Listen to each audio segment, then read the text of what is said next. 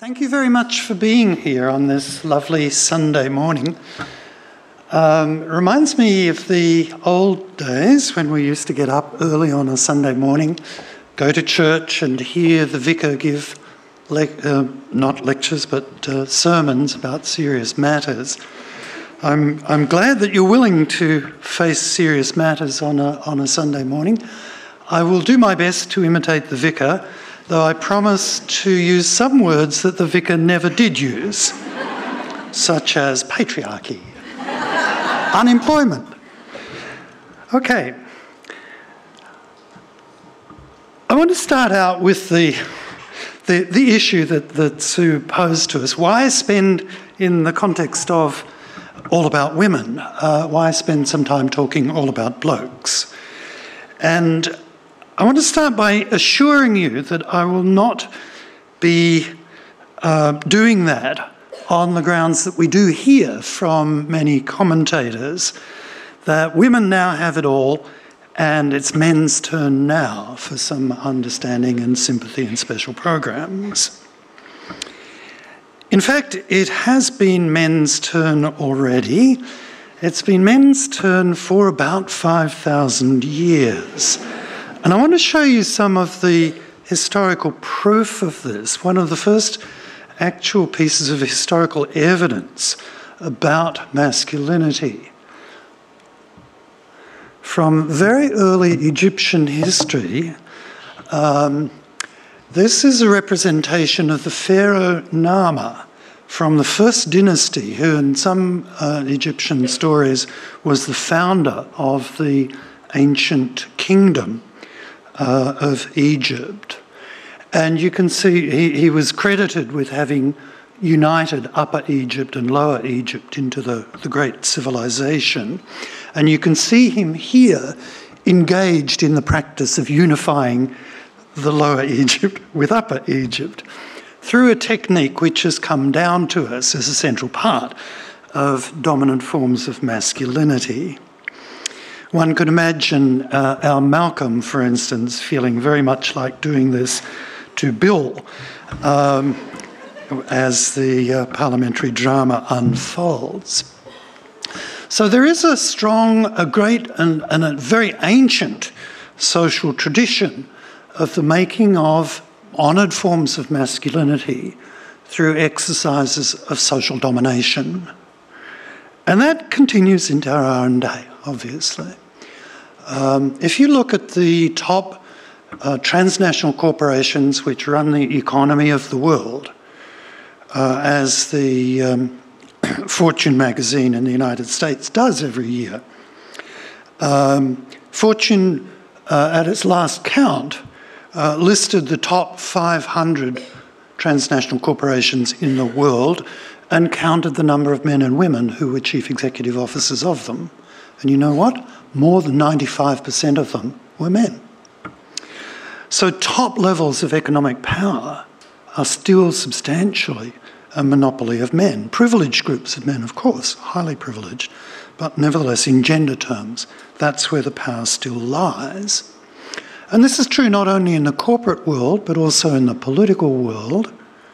Here, for instance, is the ruling party of China, the Communist Party of China. This is a meeting of its central committee. Count the women. How many do you get? I think there are 3 if you look really hard. But that's, not uncommon in the elite power groups in political systems around the world. So if Hillary Clinton actually gets up in the coming presidential election in the United States, she will be the first woman in that office in the more than 200 years that the United States political system has existed. And if you look at the other key form of power in the world, that is military power, you're looking at a stack of male generals, admirals, and Air Force commanders too. So it's been men's turn in those terms, in terms of where power resides in society for a very long time. It's still the case. And for that reason, I have to say I'm not tremendously enthused when I hear talk about how there's a crisis of masculinity going on in our culture. That seems to me extremely implausible when we look at the actual distribution of power and resources in the world. But there is still cultural change about masculinity going on. We might even say that there's a kind of crisis of stereotypes about men and masculinities. There is still, a conception of true masculinity being a kind of hard, hairy phenomenon, which is sort of naturally the centre of attention, naturally on top. So we still have our media full of images like this, representations, popular representations of admirable masculinities, with women on the margins, almost literally on the sidelines, cheering the blokes on.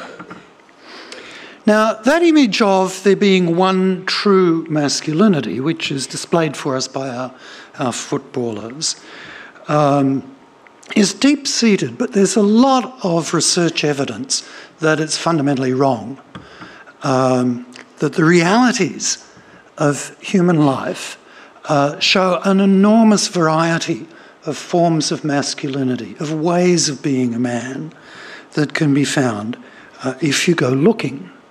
The anthropologists, for instance, have gone looking in the course of their trawling of different cultures around the globe, and they have provided us, in fact, with some of the most dramatic evidence of the different forms of masculinity and the different ways of being a man that a society can produce and honour.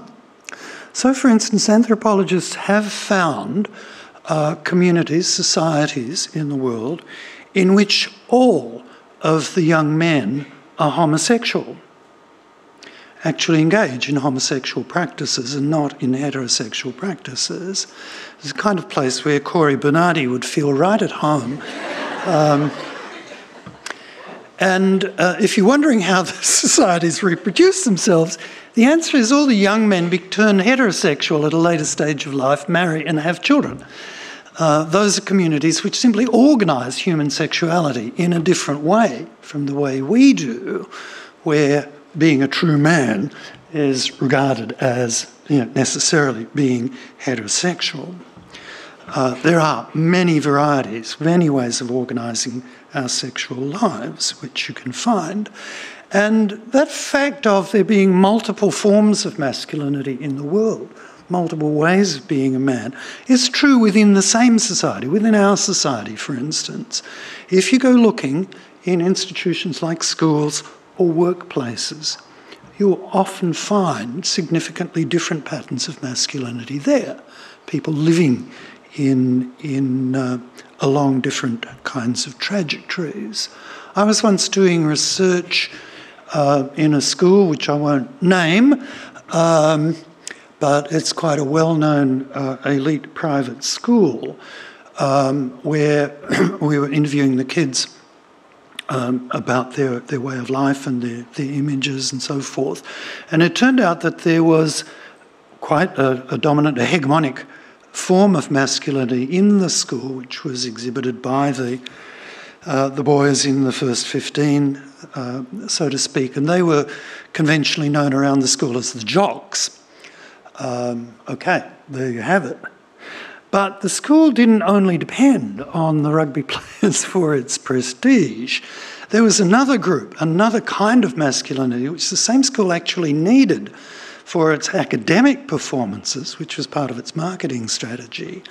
And the boys who were good at schoolwork, getting the top marks in the exams rather than on the football field, were widely known around the school as the Cyrils.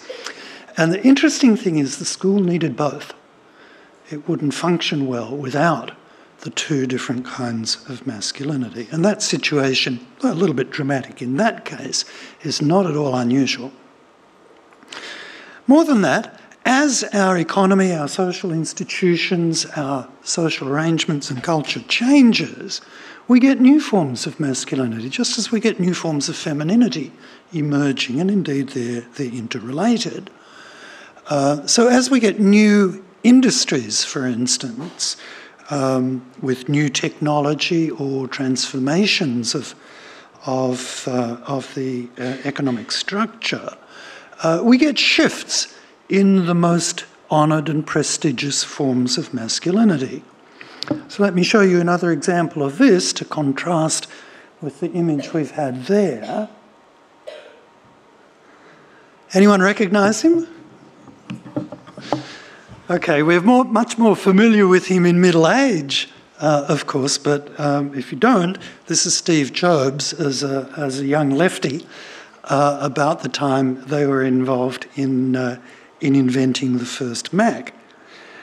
And the high-tech industries have actually been a quite interesting site for the emergence of different patterns of masculinity associated with certain kind of power and a lot of money, but not the super aggressive jock physical power model of a dominant form of masculinity.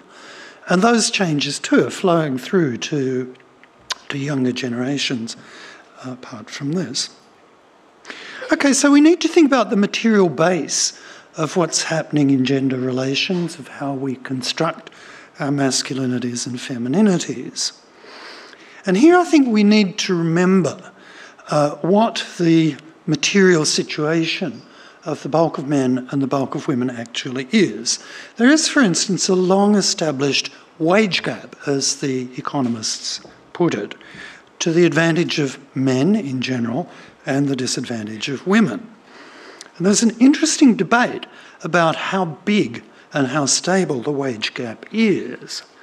According to some economists, the difference in income between men and women attributable to gender prejudice, to attitudes, is actually very small, around about 3% if you compare women and men with exactly the same training, in exactly the same job, with exactly the same levels of experience.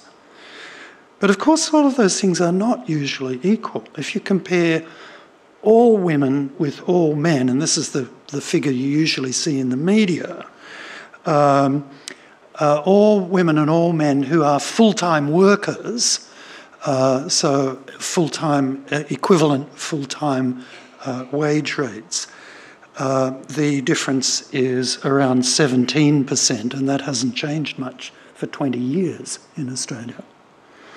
So the economic marginalisation of women has remained quite stable.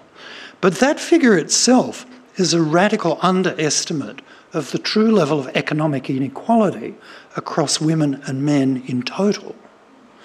So if we look at for instance, superannuation entitlements as a better indication of the cumulative income that women and men have over a working life, the average superannuation entitlement for women in Australia at the moment is around 60% of the average entitlement of men, and a larger number of women don't have any super entitlement at all, just outside the system. So the level of overall economic inequality in gender terms in our country is much greater than those conventional wage gap measures would suggest. And that has deep roots in our way of life, in the division of labour between men and women in households, the very large difference that still exists in the percentage of housework that is done by women and men, in the much greater, enormously greater proportion of women who actually leave work to care for young children, which is work that men can do, but very few of them do. And it's in that context of large differences, large economic differences between men as a group and women as a group, and major differences in domestic labour and care work, that the classic hegemonic masculinity in Australian society was formed. The kind of thing that we see if we get hold of a copy of Women's Weekly from the 1950s, where the men wear fedoras and the women wear aprons, the notion of masculinity as necessarily involving being a breadwinner. So being a good man was to be a good breadwinner, being able to support a wife and child in the home. And that was, to a certain extent, an economic reality in the first half of the 20th century. The wage rates were set for that purpose, with women's wages markedly lower than men's, and men's calculated on the basis that a man was supposed to be supporting breadwinning for a whole family. But that was then, and this is now. That economic system has been dismantled. We're now in a neoliberal era. Our economy has moved. We've basically dismantled the manufacturing industries we used to have. We've shifted to high-tech mining, which employs many, many fewer people. We've dismantled much of the old wage system. We've created new economic pressures and new economic needs. And that economic change, that change in the nature of our productive system in Australia, has had a particular impact on particular groups of men. It's particularly impacted working class youth, so that it's in the groups who in earlier generations would have looked forward to a life of stable employment, for instance, in heavy industry, in trades, and the like, where there's now, very large-scale structural unemployment and unemployment, the western suburbs of Sydney, western suburbs of Melbourne, northern suburbs of Adelaide, where what work young working-class men can look forward to is mostly casual. It's not the kind of thing on which you can buy a house and expect to support a family. In consequence, there's a high level of educational disengagement among this particular group of young men. So if we are actually looking for a crisis of masculinity, that I think is where we find it. And it's due not to eating quiche, but to eating dirt. And it's those young men who, of course, are targeted by the media and by right-wing politicians in fear campaigns. So we have a fairly constant drumbeat of excitement and anxiety about gangs, about one-punch killings, about young men loose on the street. We hear this in the rhetoric of Donald Trump, the thing about how Mexico is sending rapists into the United States. We hear undertones of this in the rhetoric about border protection in this country and the war on terror. So a lot of our public life nowadays, a lot of the drama of our public life is constructed, in effect, as a masculinity confrontation between dangerous masculinities, of whom working-class lads within Australia are one form, but the loose and dangerous men outside are another, and the protections erected by our political authorities. Now, to say that that's a drama, and to a considerable extent a fictional drama, is not to deny gender-based violence. Women are vulnerable to a whole range of forms of violence from men. Family violence, we know, everybody at this event, I'm sure, appreciates the simple realities that most gender-based violence is actually in the home and from men who are perfectly well known to the victims. But there's also institutional violence of the kind that we see in that dreadful Australian concentration camp in Nauru. And in some parts of the world, there are more severe forms of collective violence again. I've been involved for some years in a solidarity group called Sydney Action for Juarez, which responded to a call from Mexican feminists for solidarity around a situation which some of you will know about in the border city of Juarez, northern Mexico, where a whole lot of young women were turning up dead, their bodies in the desert around, found in the desert around Juarez, often extremely brutally treated. A situation where there was complicity from the state, from police, ignorance and disregard from the authorities who should have been dealing with it. That became a massive international scandal. And I have to say that, it was so severe that Mexican feminists invented the term femicide to describe this collective violence against women, and femicide is by no means, although the situation in Juarez has improved a bit, is still found in far too many parts of the world. Now, this level of violence, both the routine violence in our homes and the extreme violence of camps and situations like Juarez, is not something that we can attribute to the biology of men. This is not due to a male brain which is programmed for violence in the way too many of our myth makers still claim.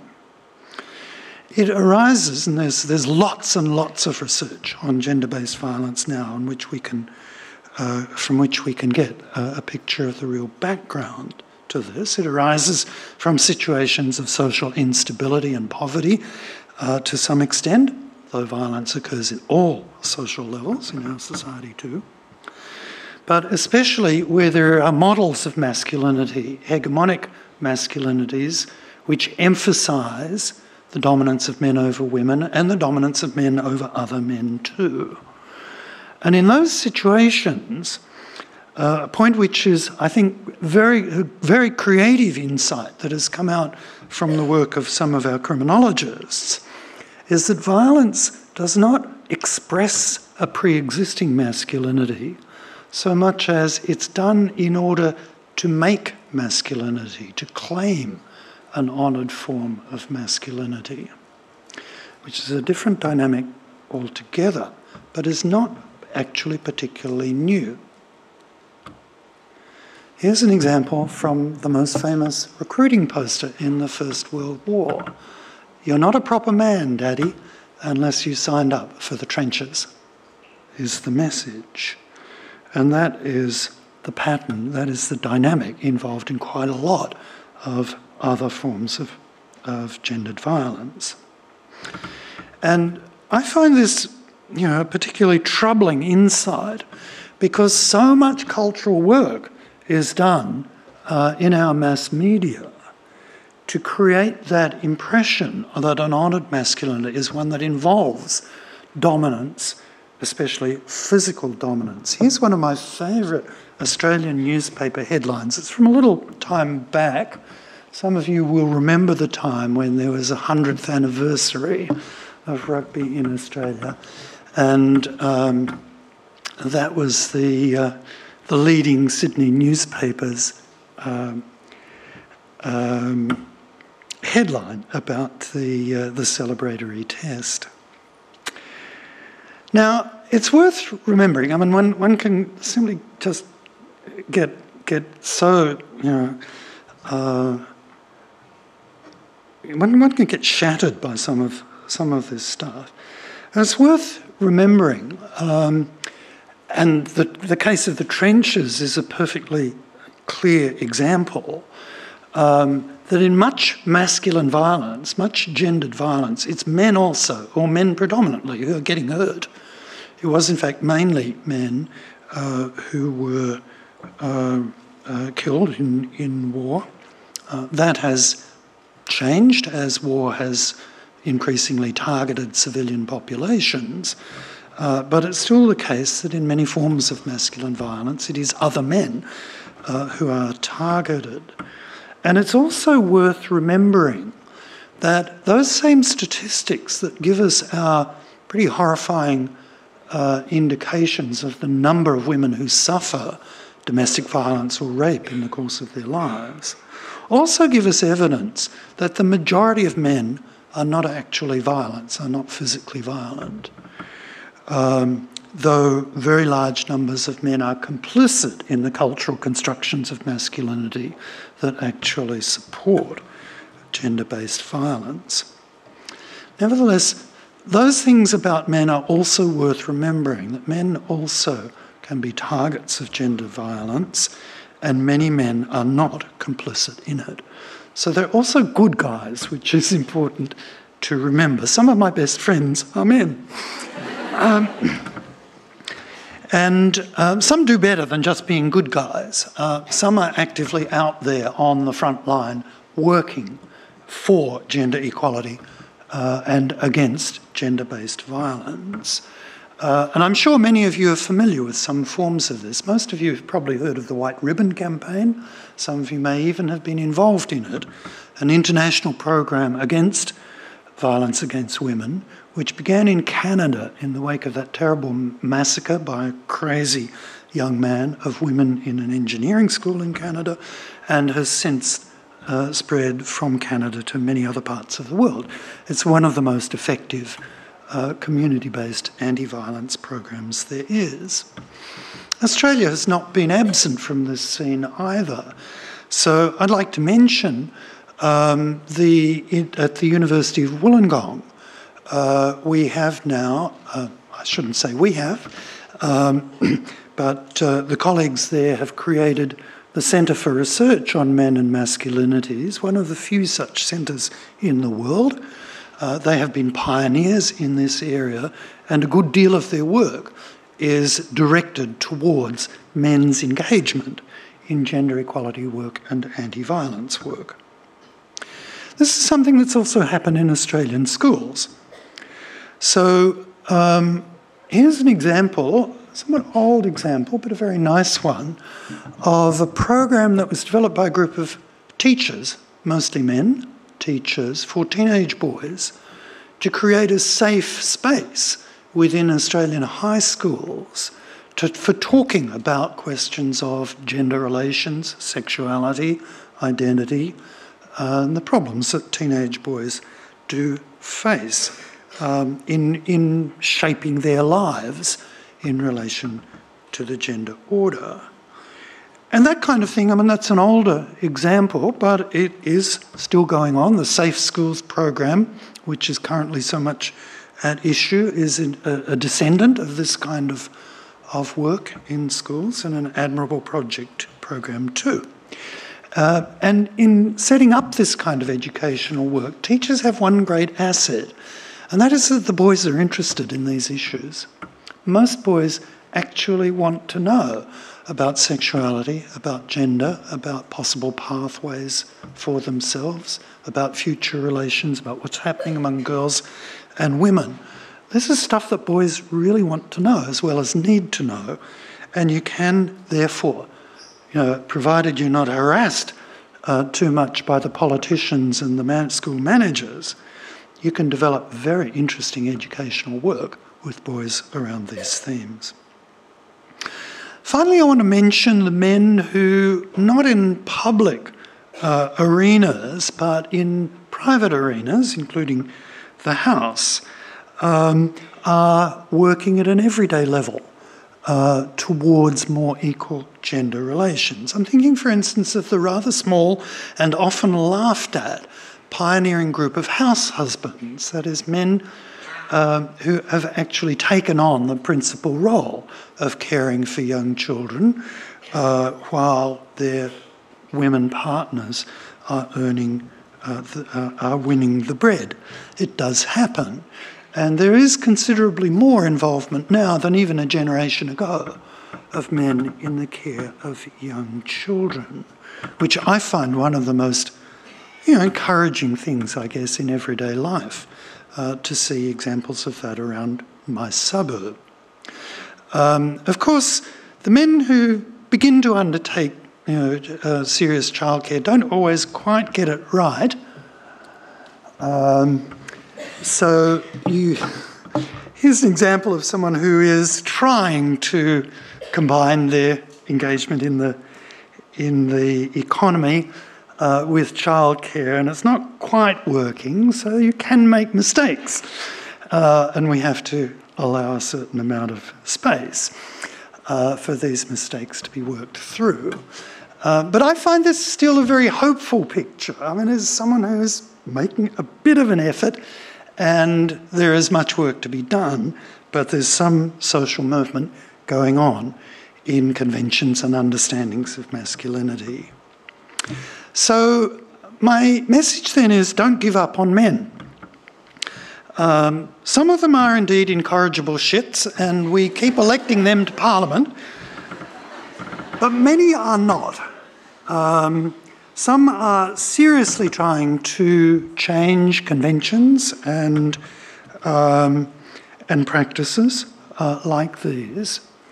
And it's worth remembering that when the women's movement has made major advances in establishing, in institutionalising women's rights, advances in women's economic position, equal opportunity measures, anti-discrimination measures, even going back to when we won the vote, it has almost always been in alliance with groups of progressive men.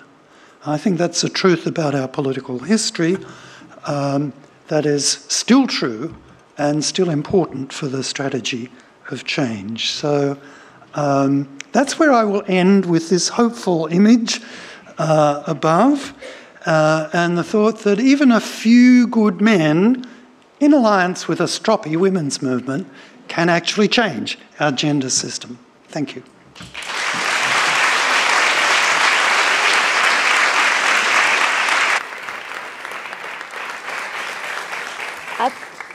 Thank you so much, Raewyn. We do have some time for questions, so if you'd like to make your way to the microphones, there's one just here. There's a light, number one, and above for the people upstairs. Is there a microphone there? So if you'd like to take, please. Eva. Hi.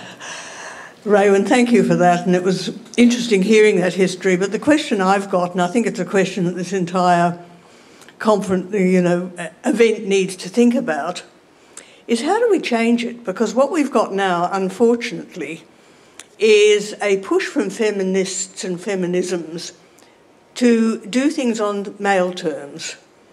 We've got more and more of a push to push women into paid work, not to cut working hours so that everybody can have a go at the unpaid work. I've got a theory we should tax people who don't do any housework, and that might be one of the ways of solving the deficit problem. Like it.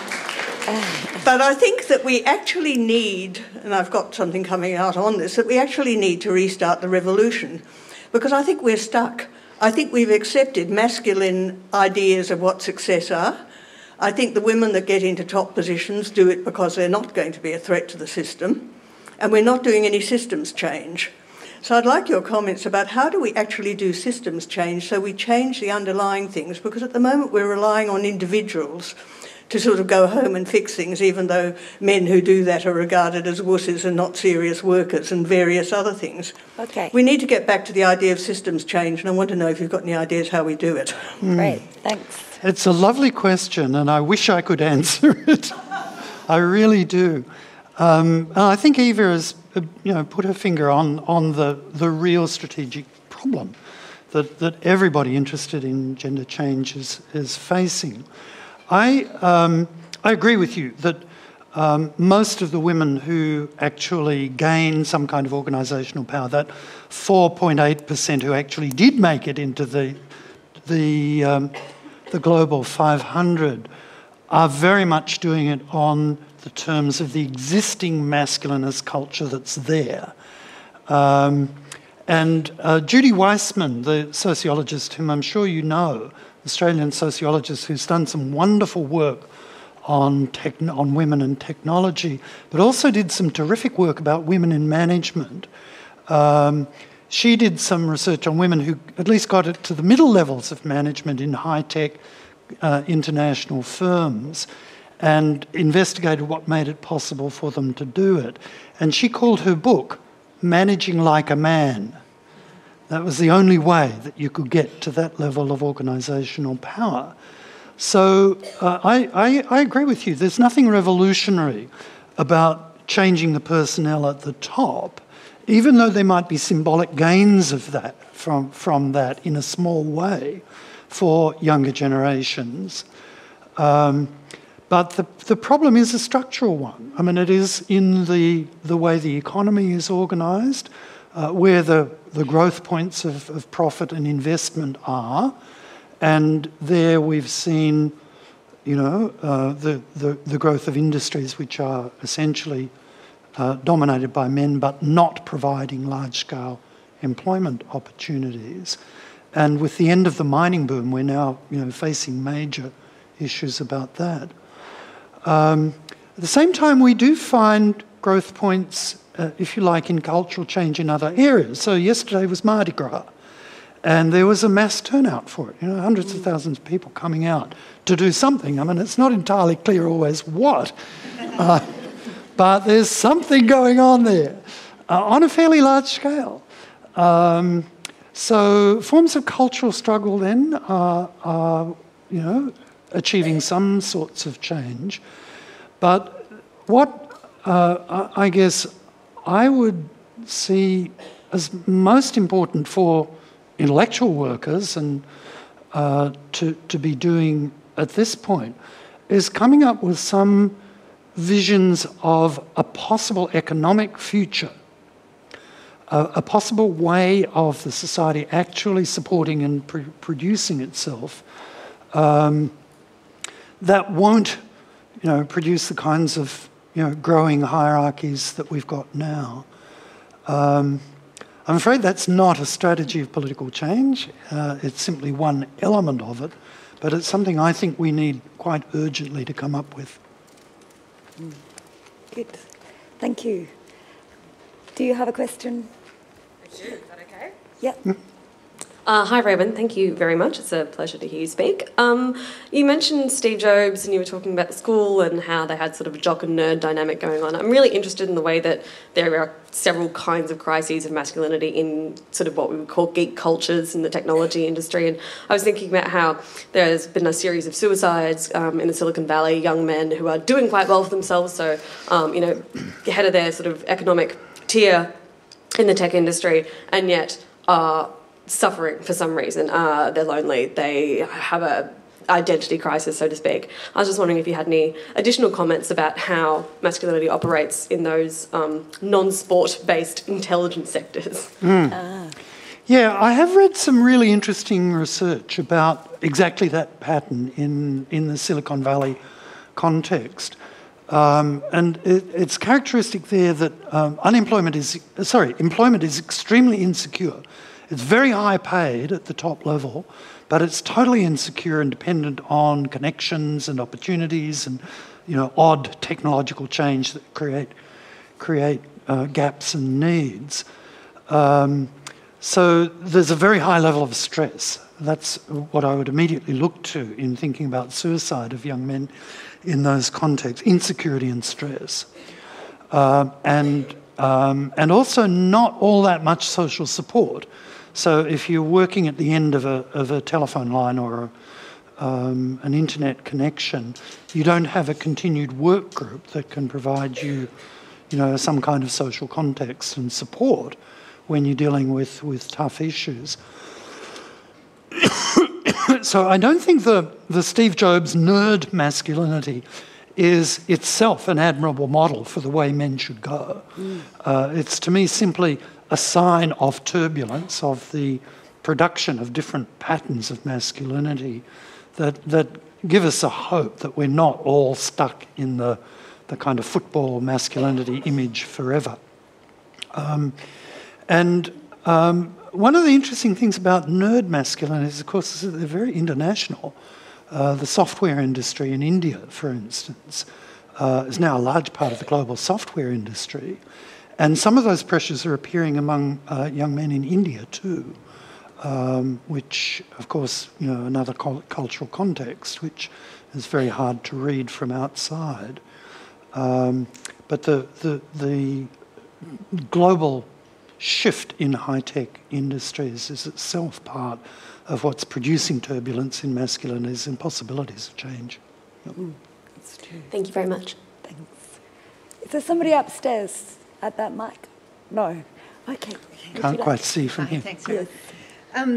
I've grown up in the sort of generation of, you can do it all and get amongst it, and felt very confident in that until I had children, and it felt like everything changed quite significantly, and suddenly I found myself in a situation where my partner was senior, earned more money, and I was made redundant while on maternity leave because I wasn't willing to go back full time.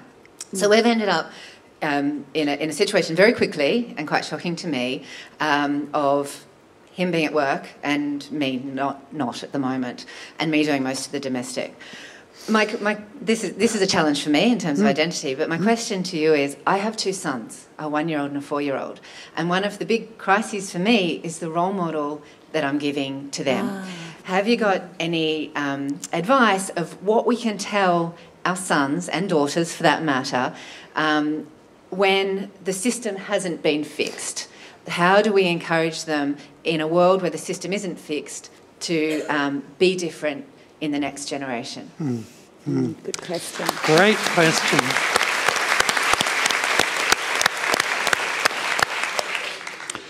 I went on kids' radio about a week ago talking about bringing up boys. And it's, I think, a situation that's produced a lot of anxiety among mothers, either in the kind of situation that you've found yourself in, or simply feeling that there must be some magical way that you bring up boys that's different from bringing up girls and that they don't know about, and hence go to very strange sources for advice. And what I was able to say is there is a absolute mass of evidence from psychological research for the last 100 years about psychological differences between boys and girls. And the very reassuring result of 100 years of research on this subject is that boys and girls are very similar psychologically. They're not very different. There's enormous overlap in the psychological makeup of boys and girls. It's just not the case. The boys have a different learning style from girls, or, the girls are fundamentally more emotional than... all of these kinds of stereotypes about gender differences among kids, to wash out by taking seriously what the research is saying. So if you have some idea of how to bring up girls, you also know how to bring up boys. Don't worry about it. They are the same kind of creature fundamentally, though, given the gender order that they're being brought up in, they are likely to have different trajectories, they will have different expectations placed upon them. They will likely be treated differently by peers and teachers and relatives and so on and so forth. And that's where the real difficulties in education and child rearing come up. I don't think we should lay too much weight on the idea of providing role models. Role model is a very simplified idea of how children learn. Children are active and energetic learners. They go and find things out for themselves. You remember doing that yourself in childhood. They have many sources of information, some of them pretty dire, like football broadcasts on the mass media, some much more benign, some much more diverse. They'll interact as they grow up with wider and wider groups of adults. So it's not all on you, is important to remember. And one of the most important things you can do as a parent, I think, is help them navigate that widening world that they're coming into. Talk to them about it. Give them tools for, researching the world, for thinking about the world. Encourage discussion. Give them nice things to read, like The Paper Bag Princess. But also, give them the usual stuff and talk to them about it. So one of your roles as a parent, I think, is helping them to learn interpretation helping them to learn autonomy, and to the extent it's possible in the dynamics of the family, help them to understand your situation too. Talk about that, and trust that they will be capable of forming reasonable opinions. May take time, but that's the way I go about it.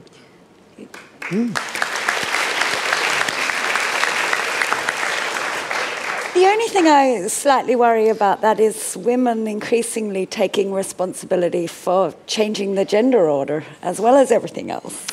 Yeah, of course. Of course. And look, it is true that, given the kind of inequalities that I was giving a small sample of in my talk, the pressure for change inevitably will mainly come from women. In the pressure for change in the classical industrial structure came mainly from workers, not from employers. They were doing all right. Yeah. They didn't need to change capitalism. The workers did. Similarly, in a patriarchal gender order, the main pressure for change will inevitably come from women. Now, there are so many different angles of that, psychological, cultural, economic, organisational, educational, that it can feel we've got an endless burden. And in a way, that's true. I mean, it's not a fantasy. It's not just an anxiety. It is actually true that change towards an equal gender order will have to involve struggle on all of those fronts.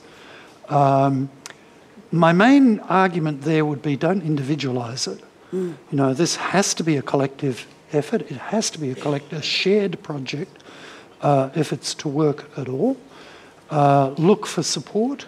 Look for divisions of labour among women,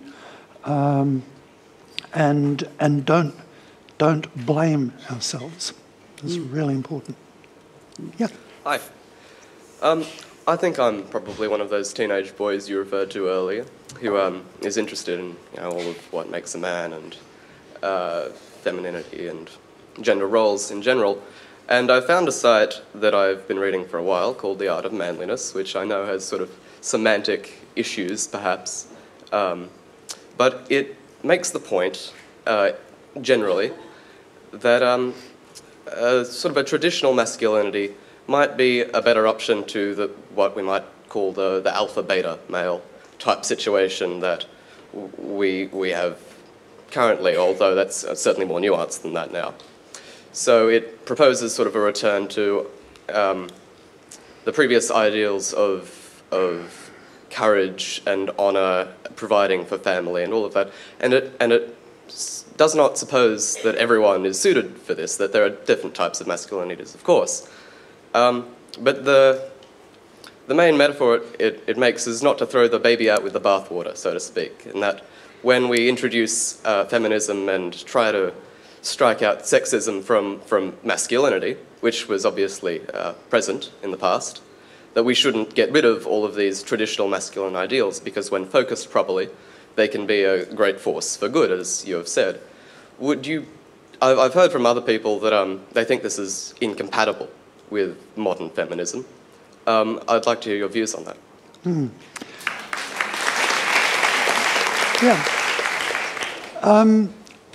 Yeah, a couple of things about that.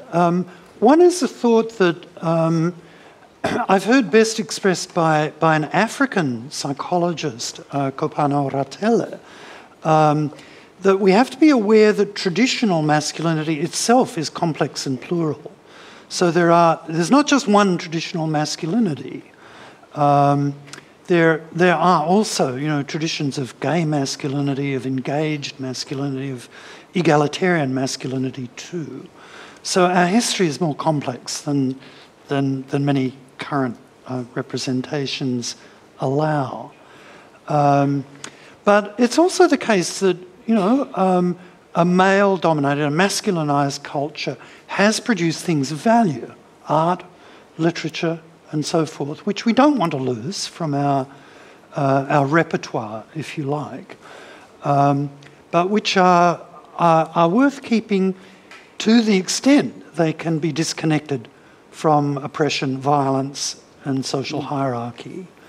I think that is, I'm a little optimistic about men. I might have concluded on a wry note, but I also do see important changes over time, and that awareness of there being different possibilities for men, and that also awareness that the heavy-handed dominant forms of masculinity have costs for men, costs in violence, in poor health, poor nutrition, and poor relationships with children and often with women.